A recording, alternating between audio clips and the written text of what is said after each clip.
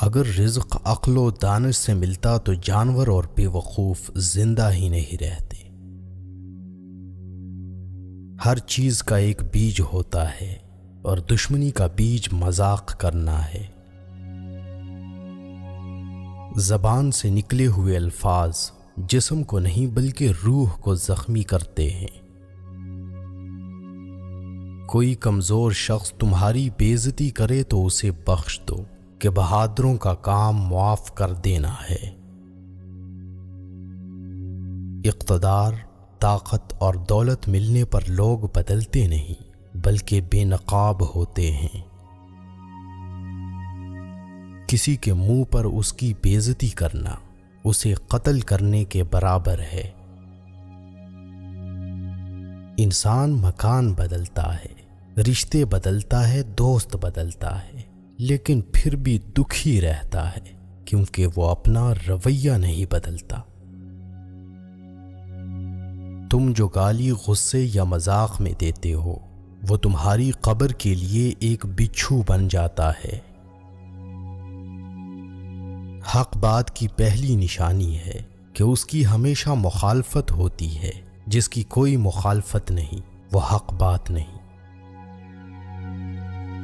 پریشان مت ہوا کرو، ٹھوکر انہیں ہی لگتی ہے جنہیں اللہ تعالی تھامنا چاہتا ہو۔ اگر تم اپنے تکبر کو توڑنا چاہتے ہو تو کسی غریب کو مفلس کو سلام کیا کرو۔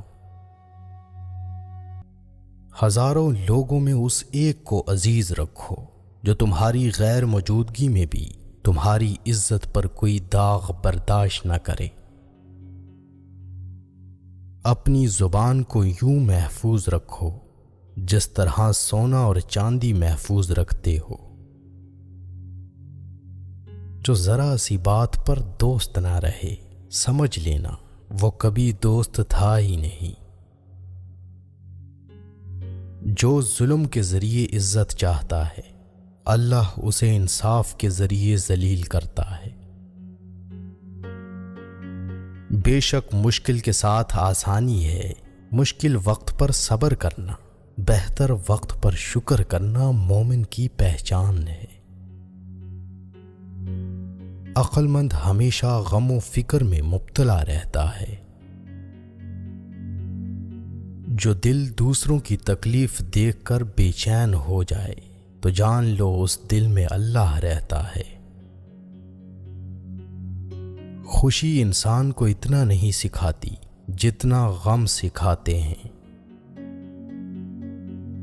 خوبصورت چہرہ بھی بوڑھا ہو جاتا ہے، پرکشش جسم بھی ایک دن ڈھل جاتا ہے، لیکن ایک اچھا انسان ہمیشہ اچھا انسان ہی رہتا ہے۔ جس آدمی کی زبان خراب ہو جاتی ہے اس کا نصیب بھی خراب ہو جاتا ہے۔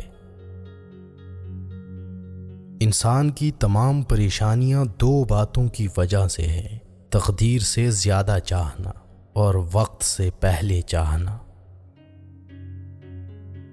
بدکار کی دوستی سے بچنا کیونکہ وہ تمہیں معمولی سی چیز کے بدلے میں بیچ دے گا۔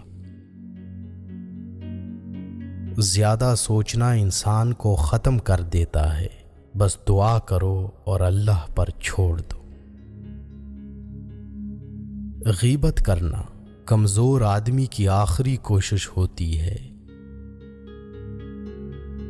جب تمہاری مشکلات حد سے بڑھنے لگیں تو سمجھ لو کہ اللہ تمہیں کوئی بلند مقام دینے والا ہے۔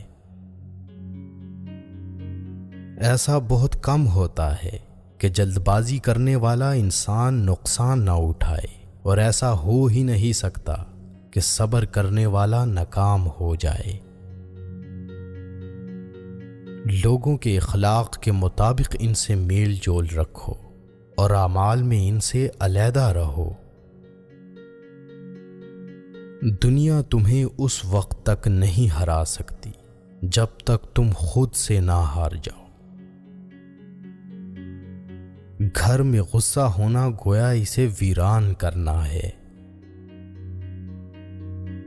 کسی کے ایمان کا اندازہ اس کے وعدوں سے لگاؤ۔ اسے اپنا راز کبھی مت بتاؤ جس کا کوئی راز تمہارے پاس نہ ہو۔